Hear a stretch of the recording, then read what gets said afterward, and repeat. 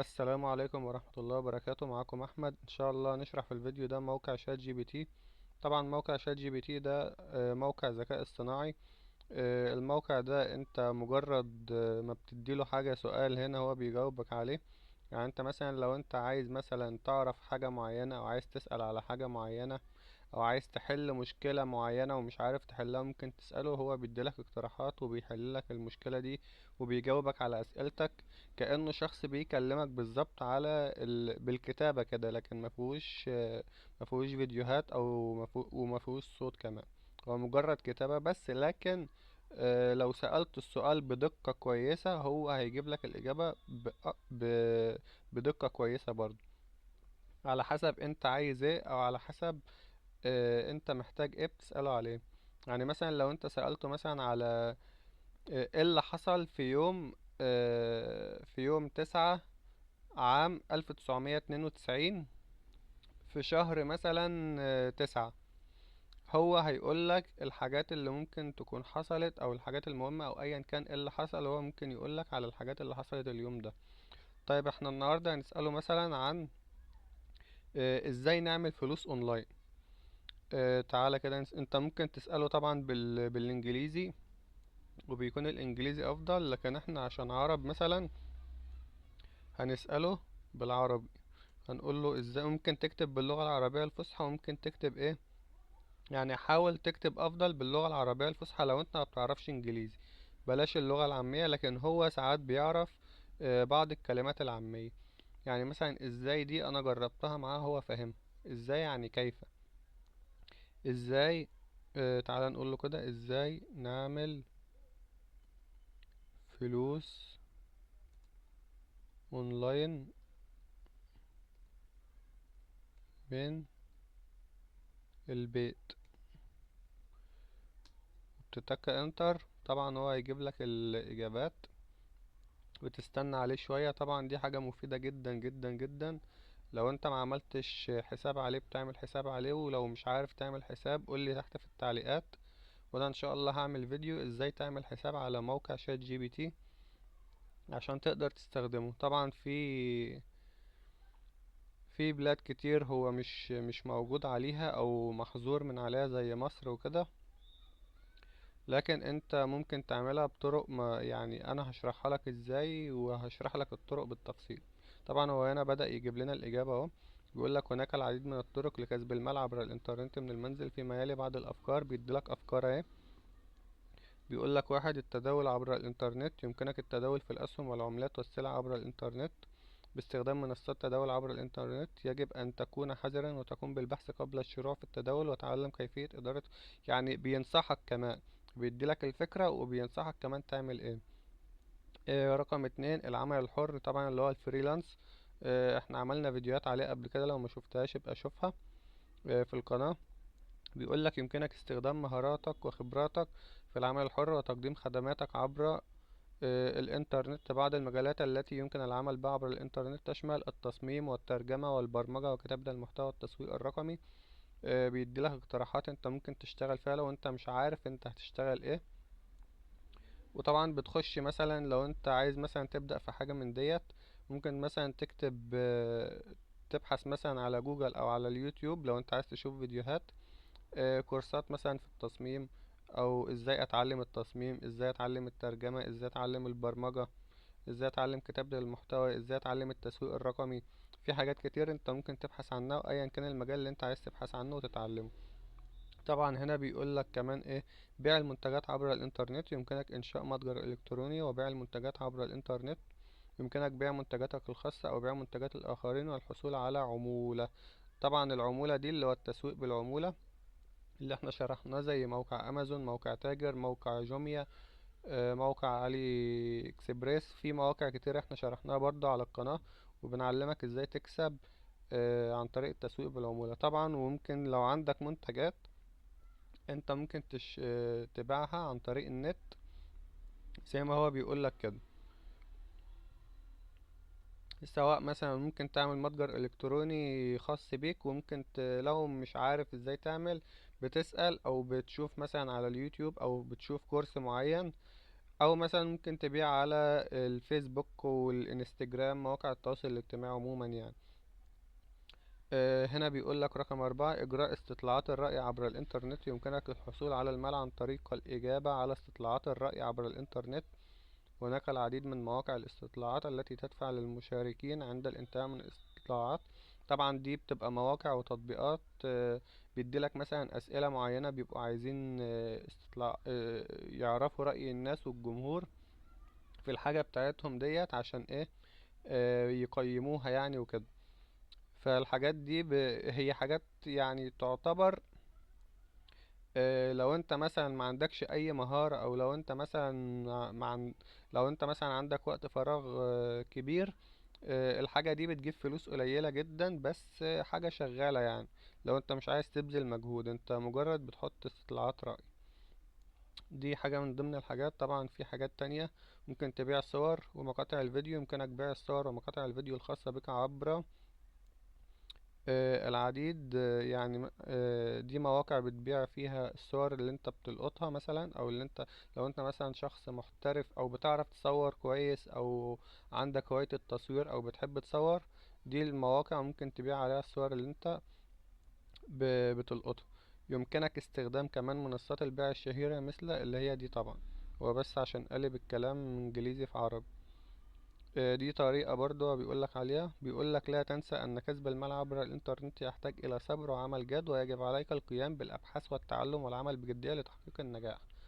وطبعا هو دي كلام برضو، دي نصيحة هو بينصحك بيها عشان انت ما تستعجلش. يعني انت ما تجيش مثلا في أول يوم وتقول أنا عايز أكسب فلوس كتير. طبعا الكلام ده مش موجود، لازم تصبر ولازم تشتغل على نفسك كويس. وبعد كده ان شاء الله العملية بتبقى واحدة واحدة واحدة معاك، بتزيد وان شاء الله بتكسب كتير بعد كده. لكن اهم حاجة الصبر في البداية والاستمرارية. طيب احنا ممكن مثلا نسأله يعني مثلا اي سؤال تاني يخطر في بال اي سؤال. يعني مش شرط انك تسأله ازاي اعمل فلوس من الانترنت، لا، انت ممكن تسأله مثلا ازاي فكروا معايا كده. ازاي ممكن مثلا تاخد حاجة من هنا وتقول له مثلا، هو بيقول لك هنا ممكن تتعلم الحاجات دي، تشتغل يعني في العمل الحر. قول له مثلا ازاي اشتغل في العمل الحر. بتبدأ بقى تسأله على الحاجات مثلا اللي انت مش فاهمها، بدل مثلا ما تروح تسأل جوجل واليوتيوب. لا، انت اسأله في الحاجة اللي انت مثلا ايه معرفتهاش هنا، ايه دي مثلا، قول له عليها ايه دي انا مش فاهمة، او ازاي، او اعمل ايه وكده. ازاي اشتغل في العمل الحر. تعال نشوف هيقول لنا ايه. طبعا بتستنى لحد ما يكتب لك. احنا بس عشان وقت الفيديو.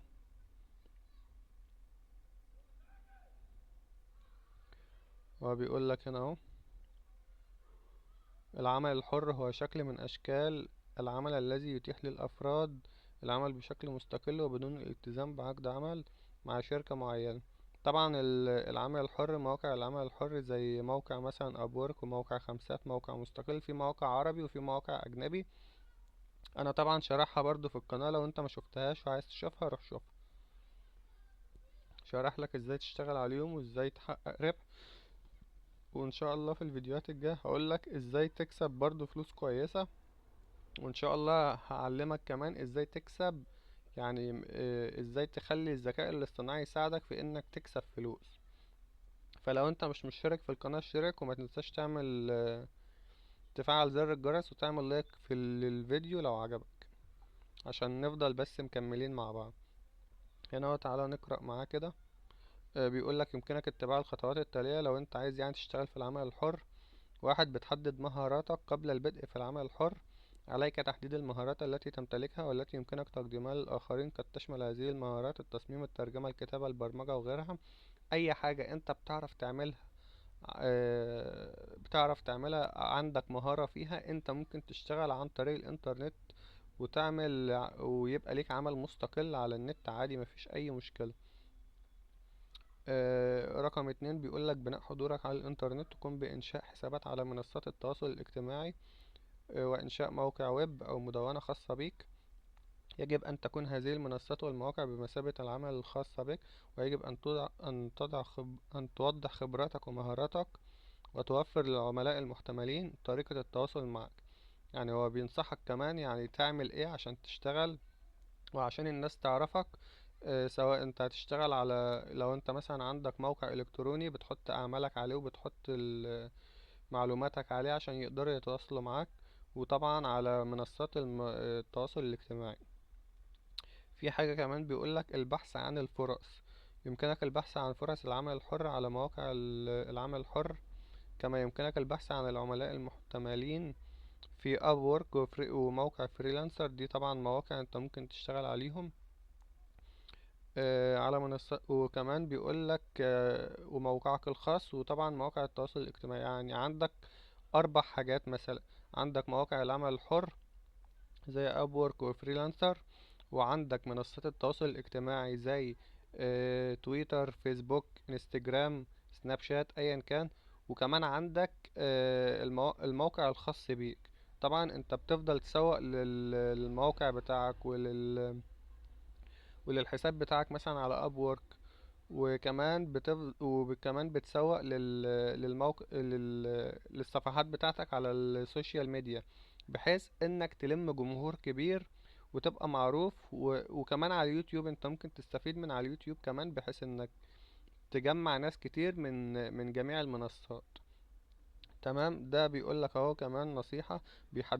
تحديد اسعارك. بيقول لك ازاي تحدد اسعارك. يجب عليك تحديد سعرك بناء على الخبرة والمهارات التي تمتلكها، كما يمكنك تحديد الاسعار بناء على الوقت الذي تستغرقه لانجاز العمل. يعني انت مثلا لو انت مثلا مبتدئ في المهارة اللي انت بتتعلمها ديت، غير اللي عنده خبرة، غير الشخص المتوسط خبرة. يعني مثلا لو انت مثلا مثلا ولتكن مثلا البرمجة. لو انت مثلا شخص مبتدئ في البرمجة، الساعة بتاعتك مثلا بتبقى ايا كان مثلا 50 دولار. الشخص المتوسط مثلا بتبقى 100 دولار. الشخص اللي عنده خبرة مثلا بتبقى 200 دولار. انا بدي مثال بس، لكن الارقام دي مش حقيقية طبعا. انا بدي مثال انت ممكن تعمل بيه يعني. ممكن تحطه على المهارة اللي هي عندك. ولو مش عارف ايه المهارة طبعا، انت زي ما قلت لك قول له هنا، او قول له هنا مهارات ممكن ان انا اشتغل. ما هي المهارات التي يمكن العمل بها على الانترنت؟ وطبعا هو اقترح عليك فوق زي ما قرأنا. هنا برضو بيقولك تحديد جدول زمني. من المهم تحديد جدول زمني واضح لإنجاز العمل الحر الذي تقوم به. يجب عليك تحديد مواعيد الاجتماعات مع العملاء وتحديد المواعيد النهائية لإنجاز العمل. طبعا الوقت طبعا حاجة مهمة جدا، ولازم انت تهتم بيها، لأن العميل بتاعك بيحتاج انه يستلم الشغل بتاعه في مدة معينة. المدة دي انت لازم تكون مخلص الشغل بتاعك عشان تقدر تسلمه للعميل، طبعا لما تشتغل يعني ان شاء الله في العمل الحر. الحفاظ على جودة العمل، هو هنا مكملش. ممكن مثلا نقول له اكمل.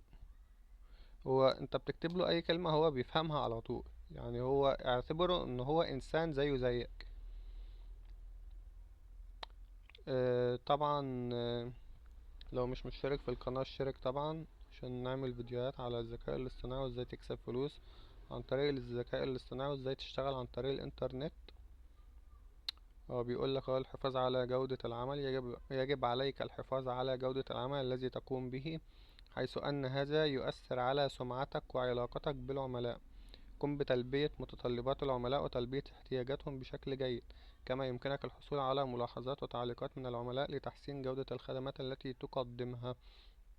يعني بيقولك يعني بيقولك بالبلدي كده انك لازم العميل لما يجي يقولك على حاجة لازم تعمله الحاجة اللي هو عايزها بالظبط، وتلبيله احتياجاته بالظبط وبشكل جيد. يعني ما تستهترش بيه وما تضيعلوش وقته، وما تعملوش الحاجة مش زي ما هو طالب. لا، اعملها له بإتقان، واعملها له زي ما هو طالب، وبحيث ان انت يعني العميل ده يبقى معاك على طول. لما بيحتاج حاجة بيتواصل معاك وبيقولك اعملها لي، بيبقى معاك بقى عميل على طول. طبعا هنا بيقولك تحديد نطاق أعمالك. يجب عليك تحديد نطاق أعمالك والمهارات التي تقدمها. يمكنك تحديد نطاق معين مثل التصميم الجرافيكي، التسويق الرقمي، الترجمة، الكتابة أو البرمجة وغيرها. وكما يمكنك توزيع نطاق أعمالك في المستقبل حسب احتياجات السوق ومهاراتك الإضافية. يعني بيقولك انت ممكن تستخدم مثلا لو انت عندك مهارة التسويق الرقمي، التسويق او الترجمة ممكن تشتغلها، وممكن تشتغل مثلا حاجة جنبها كمان.